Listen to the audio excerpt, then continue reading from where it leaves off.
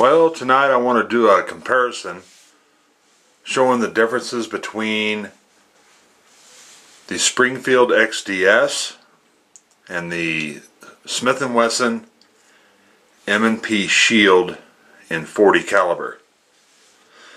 Yeah, I was kind of playing around with the calipers on these two guns, and if you look at the thickness of the slides here, it's kind of an optical illusion. But just to look at it, looks like that M&P is quite a bit narrower, but it's not.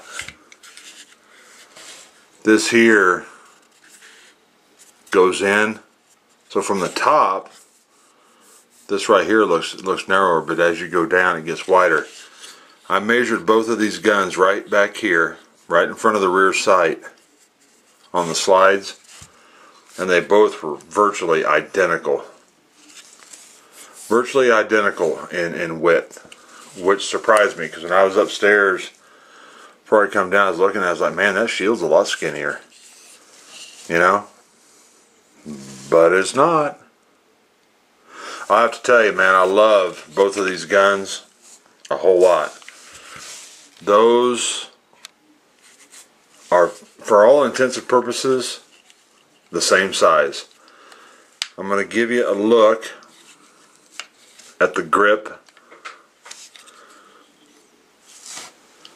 I'm going to just kind of, I'm going to crank you down so that hopefully now you can see it. The grip on the shield is just a little bit longer. Just a little bit longer, and you can notice that, I can notice that whenever I put my hand on the grip. The length of the two,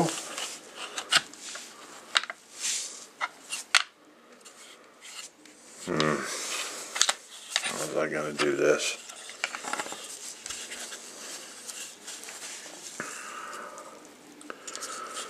Set them both on their rear ends so you know that they're level. Move the camera up.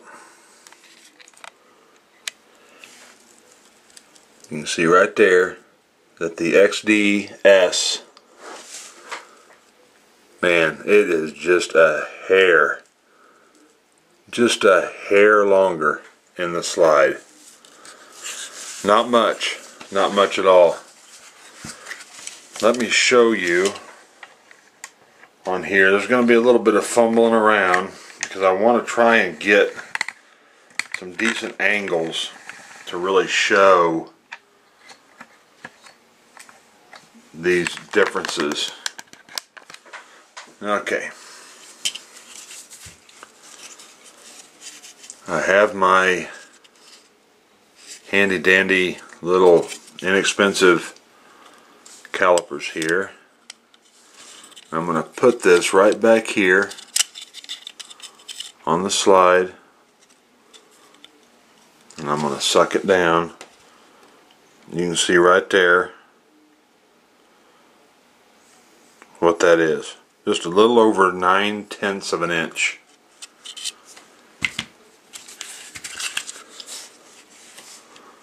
I'll put it back here.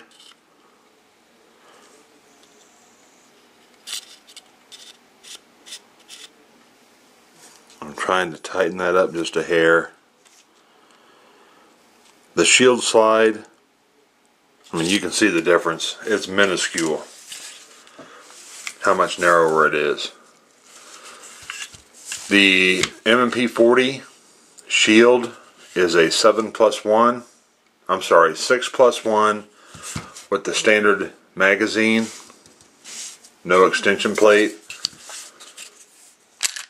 Both of these are empty, but I am going to insert the magazines so you can see what they look like with the magazines in.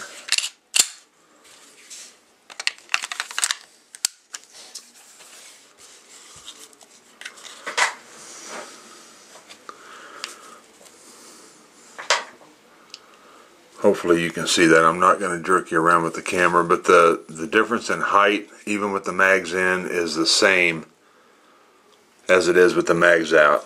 The shield is just a hair taller. I can see it when I grip. I mean, both of these is just 2 fingers.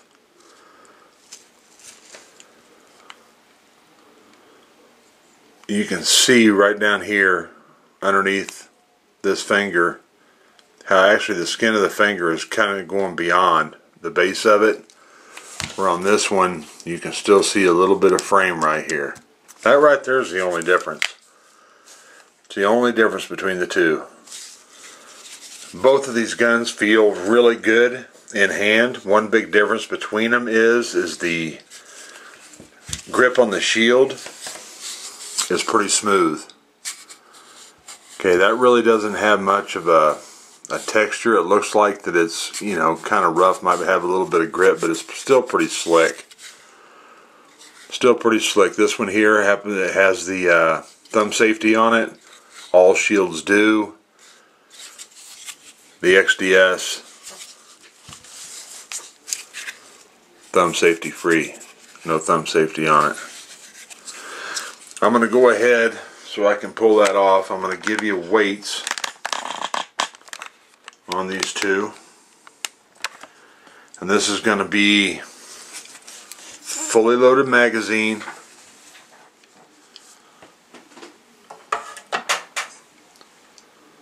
plus the 1 round you would have in the chamber.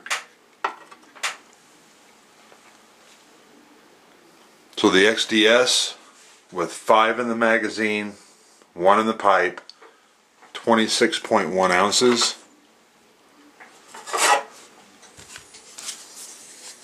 The shield with 6 rounds in the magazine, plus 1 in the pipe, total of 7 rounds, 24.2. So almost a full 2 ounces lighter than the XDS. Obviously, the 45 ACP round is heavier. I mean, let's face it, it's heavier. 230 grain bullet versus 180 grain. That's what I have in the Smith & Wesson. Shield is 180 grain. Full metal jacket, 230 grain in the 45s.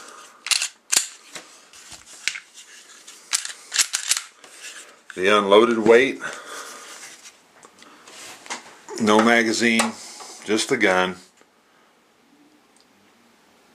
19.4 ounces for the XDS,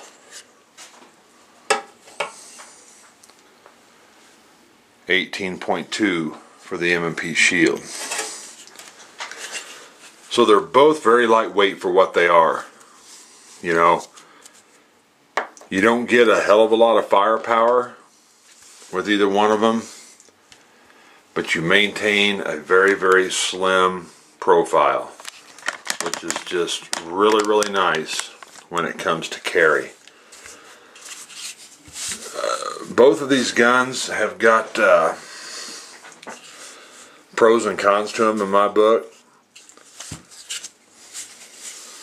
Some may call me crazy, but to look at the two,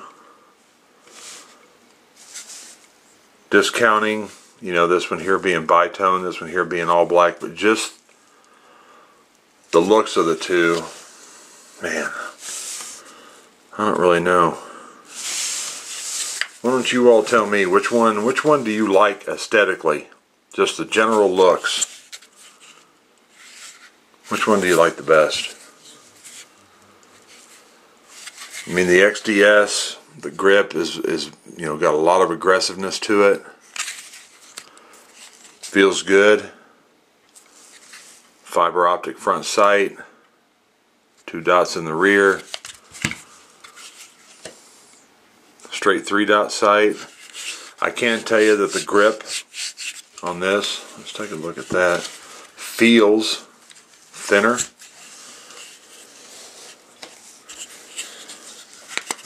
Get a hold of the thing.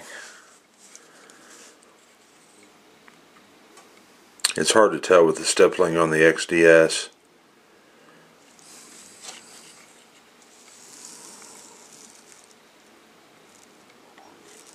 Look at that, it almost looks like the XDX is narrower. Looking down in it like this. And it might be.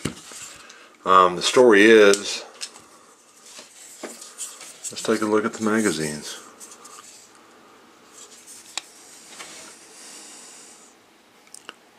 See this one here is the XDS. This is a true single stack. The Shield is not. It's not a full double stack. I've heard some people refer to it as like a stack and a half. But you can see it's not a true single stack. Tell that by how it flares right here. Comes out just a hair. The XDS is just straight all the way down. This XDS magazine is really nice. Very, very smooth, very slick finish on it. This one here on the Shield is more of like an aluminum feel, like a brushed aluminum, not quite as slick, but still, I mean, it's absolutely no issue. But just aesthetic wise, that's the difference between the magazines right there. So I think that the Shield grip is just a little bit fatter, although you're not going to notice it so much because of this pretty dramatic stippling on here that's going to add a little bit of felt fatness. Yeah, I don't know, that's pretty flush right there too, isn't it? It's not really protruding out. It just makes it feel totally different.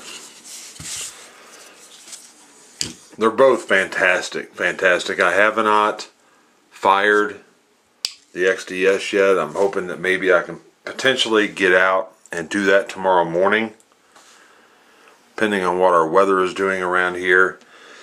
Let me, might as well while I'm here,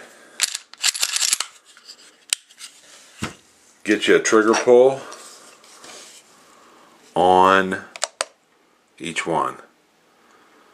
I'm just gonna pull once. I have other videos out there showing like a pull on, like a 3-pull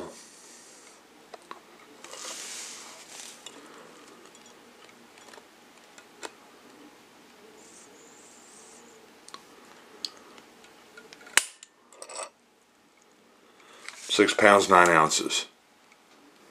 I just got done doing my initial look on this yesterday, and I pulled 3 times on it, and I think it pulled 6.7 ounces, 6.8 ounces, and 6 pounds 10 ounces. So one thing, the trigger pull is very consistent on that. Now I'm going to do the Shield. I don't have a grip safety on this one, so hopefully I can just... Oh, we got to get down on that trigger though. It's got that funky trigger.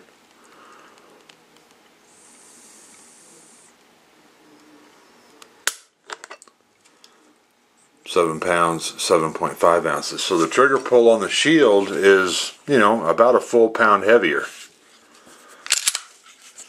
The feel of the triggers,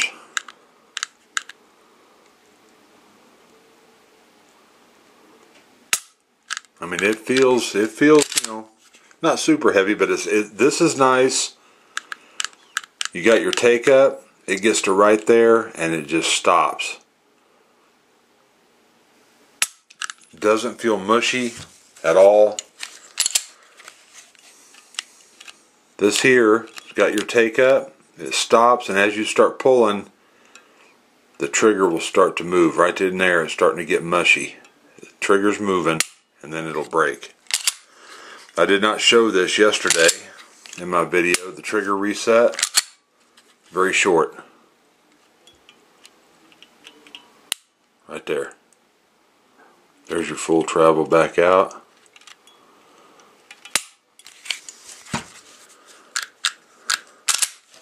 Trigger reset on the shield. Not very audible. See, that's not it right there. That's not it. Right there. So it's almost all the way out before it resets. But anyway, between these two, man, they're both fantastic. I've shot the shield. Absolutely love it. And I have high expectations for the XDS. I will obviously post a range report after I do fire it. Let everybody know just how she did. But I kind of wanted to compare these two because they are practically identical.